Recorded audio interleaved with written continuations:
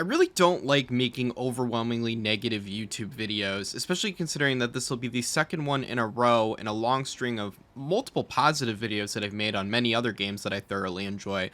But Gears of War is a special game series to me, especially the original three. Kind of really fell off with 4 and 5, but the original core trilogy is a staple of the Xbox 360, and a big reason why I consider it to be the greatest gaming console of all time. So when I heard that Gears of War was coming back and they were going to essentially re-release the Gears of War Ultimate Edition on PlayStation and PC with some minor upgrades to make sure that it would run on newer systems and include PlayStation players into the franchise, I was very happy for it. Unfortunately, I really didn't think that through from the perspective of somebody who is brand new to the franchise.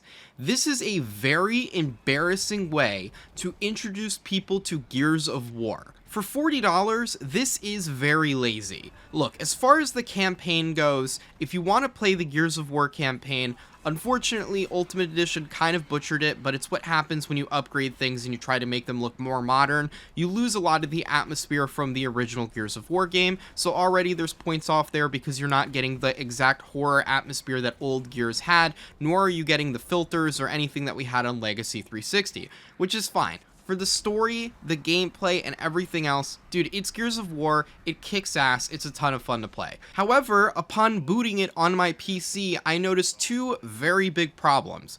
First of all, the texture popping in from the Ultimate Edition on PC has gone absolutely nowhere, so there is issues with underbaked and underloaded textures that just pop in. You have to have a bit of an eye for it, but there are textures in the environment that don't load in all the way, which is pretty embarrassing for a 10-year-old game on a 5080 and a 9800 X3D and 64 gigs of DDR5 state-of-the-art RAM. I'm literally playing this thing on a UFO level computer. This thing absolutely destroys the game. I have not seen GPU usage at 200 frames above 30% on this game while recording it. So it is an old game to have those kind of problems, so it's definitely down to the game. Second of all, I'm going to show you a clip that I posted on my Twitter. There is insane ghosting in this game. I put up the frame rate, I was at 60 and I didn't notice in this clip, but my lord, on lower end computers, you're definitely going to notice that ghosting. It is bad. And you even notice it at higher frames as well. So I'll roll that clip right now. Okay, I need to have like legal reason to crash out. I've been waiting for this forever. It's literally just a remaster of a remaster. Look at this ghosting. What is that? Look at the character model. Look at the ghosting. Like, how the game's centered around moving around. Like how am I supposed to watch that without getting without throwing up? Like, motion blur's off. Like, there's no DLSS. This is all running native on a 5080. Look at the ghosting on the player model. What? Dude, what is the games industry doing? So as you can see, I was pretty annoyed with that. That was my first impression on PC. So I can only imagine what the impression would be for people who had PlayStation and switched over to PC and never bought a console again, because there are people that completely left consoles after PS4 and Xbox One and just went to PC. So that's pretty embarrassing. But most of all, the game just doesn't feel like they put any effort in it. All the menus are the exact same. It suffers from the same issues that the menus did in the Ultimate Edition, where you have to, like, let's say you pause the menu and you're pause the game and you're 4 menus deep into options. You now have to press the B button 4 times to get out of it and go to the original menu. You can't just press the start button and get out of the menu. You have to manually go through every collapsible menu to get back to the beginning, which is just ridiculous. Okay, future me cutting into the video real quick to give you a perfect example of what I mean, by the way. So it's going to feel a little offset from the video and the commentary, but I just have to show it. So settings, we'll go to graphics. Okay, so I've just customized my graphics. Let's say I'm happy with it. Okay, let me hit the pause button to go back to the game. I'm hitting it right now. It's doing nothing. It's doing nothing. So I can't just press one button and be out of this menu. I have to manually press B. Then I have to press B again, and then I press B again. I'm back in the game. Also, the artifacting, you can kind of notice it on the 240 hertz that I was talking about. I'm playing 220 FPS right now. But yeah, that Just basic things like that blow my mind. I mean, look at it when you go to the controller settings. B, B, B, like, you're going through menus forever. It's, I don't know, man. Add on top of that the visual bugs I was talking about and the multiplayer, which we'll get to in a moment, with a very underbaked progression system that just doesn't hold up to modern day standards, and you really have a game that is showing its date even with a quote-unquote remaster. I mean, they unlock like a ton of camos for the guns right in the beginning, and you have to customize that, and it doesn't even have a proper UI for it. You have to like press the bumpers to constantly change through all the weapons. There's no proper UI to go into to select all the weapon skins and really customize it out of the game. Like, you need to be in a pre-game lobby to put all of this stuff on. All right, future me here again. So I'm really gonna just bring this home with you guys. It's 2025, we need menus. This is how you select characters.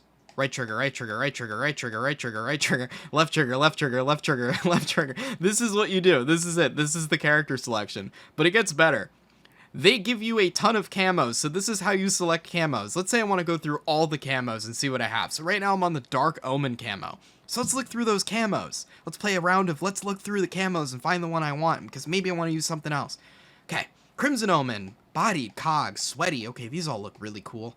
Oh, look at all these skins. Oh, Clownfish, Peacock, Mars, Jupiter. Okay, we're naming planets now. All right.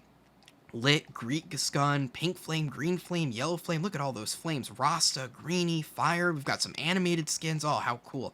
Okay, we'll look through now. Wow, there's surely a lot of skins in this game. Okay, we just hit the default. We sure got to be close back to where we were. All right, where is it? Tank, Loader, 9, Elemental, Wall Bounce, Prism, Love Hearts. Oh, there it is. We're back to Dark Omen. But you know what? I really liked an earlier skin. I really like that animated emulsion skin. Let's go find it. let's spam it until we find it. Come on, come on, come on. Oh, there it is. Like, it's 2025, man. And this is just basic user interface stuff that we really should have put in the game. I mean, how much effort could it have possibly have taken to put a progression system behind the camos and really give people an easy to follow progression system on the screen for multiplayer? I mean, it's just embarrassing in my opinion, and I think that this is a very low effort port and a very poor way of showing people Gears of War for the first time. When the original Ultimate Edition came out, we were just getting into the Battle Pass, you know, Fortnite Zoomer stuff in 2016, so it definitely got a free pass back then, and it was just a good way to experience a classic. It had a lot of good things going for it, right? I get it. There is some issues around the corners, there's UI, UX problems. I understand that, but we have now re-released that same game, so that logically leads me to the conclusion that you are going to put some heart into it and you're going to right those wrongs, and the answer there is absolutely not. In fact, they've gone back and they've decided to buff the Gnasher for some reason in multiplayer, where the spread is smaller, so now it's a sniper rifle and it's really good at medium range, so add that on top of the really wonky servers and now you have a god tier laser Gnasher that is just blowing everyone's heads right off. So I don't know what's going on at the Coalition. I don't know why they decided to buff a weapon in a 10-year-old game that was doing just fine for 10 years, but it really blows my mind, man. Like, this is what PlayStation players are going to play for the first time, and I'm just so passionate about this franchise, and to see this happening is really pulling at my heartstrings, man. I was really inspired to make this video because I had watched Griffin Gaming's review on it, and he made a great point.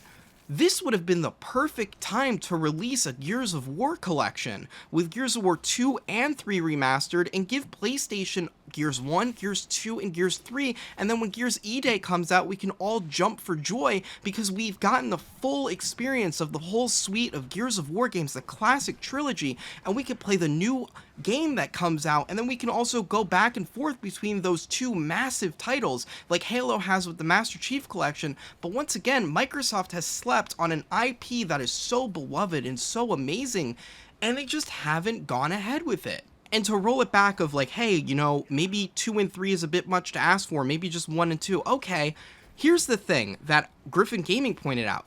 this game is going to be full of sweaty people like me. I'm trying to go easy on the noobs. Most of the time when I run into noobs, I pull out like the long shot or any of the power weapons and I farm headshots on them, and I don't really like do all the wall bounce movement to try to get them out of the game.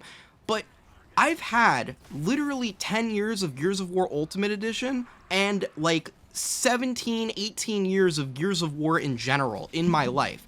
That gives me a significant boost over any new player, to the point to where they can't compete, and they probably won't be able to compete for months and months on end. And that's very jarring for a new player. So because I have all of this experience with Gears 1, maybe it wouldn't be a terrible idea to remaster Gears 2 and 3 and put it on the same disc so everyone's on a pretty even playing field, because Gears 3 is something people haven't played in many years, and there isn't really a big Gears 3 community around anymore, and people haven't played Gears 2 in many years either. People are only really playing Ultimate Edition, Gears of War 5, and maybe Gears of War 4 on PC. So those would have been games that were further out in the past, and that sweaty players like me and players that are way sweatier than me, you might have been able to bridge the gap skill-wise. So going back to before to the Nasher change, this could have been a poor decision on the Coalition's part, like a last-second decision,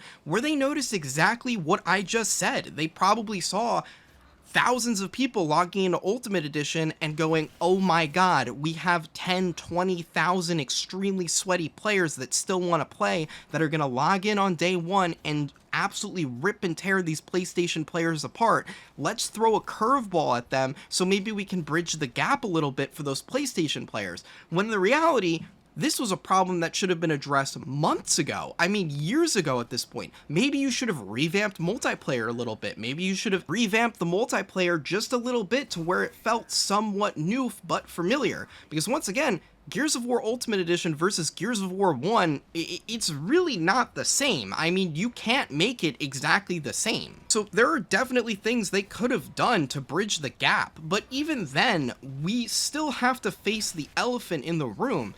And that's the fact that Microsoft had the opportunity to introduce PlayStation to the entire Gears of War franchise, and they didn't take it. And that's where the laziness argument comes right back. It really is, at the end of the day, a lazy attempt to get people to play Gears of War before E-Day and get those PlayStation players on board before they release Gears of War E-Day. And it's just lazy.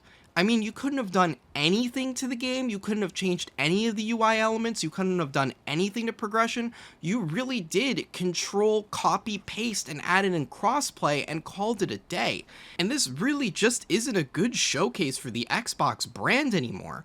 I mean, I love Game Pass. I personally think Game Pass is the greatest deal in gaming. But I mean, is that causing budgetary problems within Microsoft, within the Xbox division? Do you have so many projects going on in the background, like huge AAA projects that we don't know about, that you're pouring hundreds of millions of dollars into, that you can't just spare a few schmeckles to take one of your greatest franchises ever made, one of the franchises that revolutionized the Xbox 360 and put Xbox on the map. Not only that, it also raised the RAM on the console. Cliff Bleszinski showcased Gears of War on the Xbox 360 at the planned 256 megabytes of RAM that the Xbox 360 was supposed to launch with, and then showed them it on 512 megabytes of RAM, and because of that, they literally doubled the amount of RAM in the Xbox 360, which is insane. I mean, this game has history to it,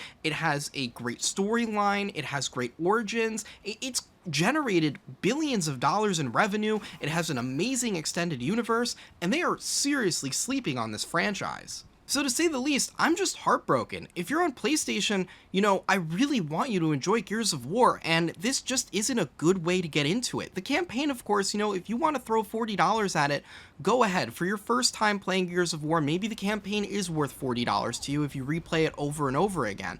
But honestly, just wait until it's in the bargain bin, wait until it's on sale, because as it stands, the game just doesn't really hold up to modern norms. And I'm not talking about the gameplay.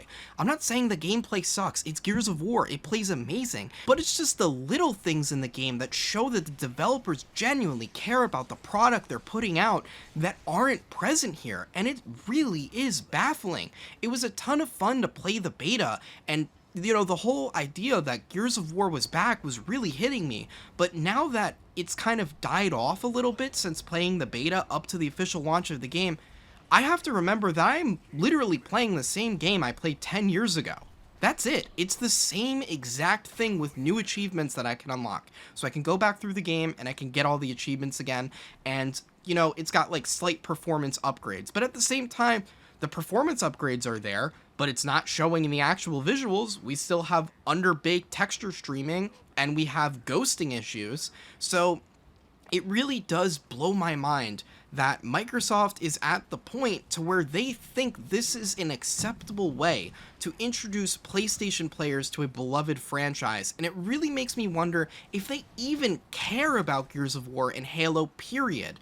I don't know what's going on AAA gaming anymore, but we are really getting to the point to where quality means absolutely nothing to these people.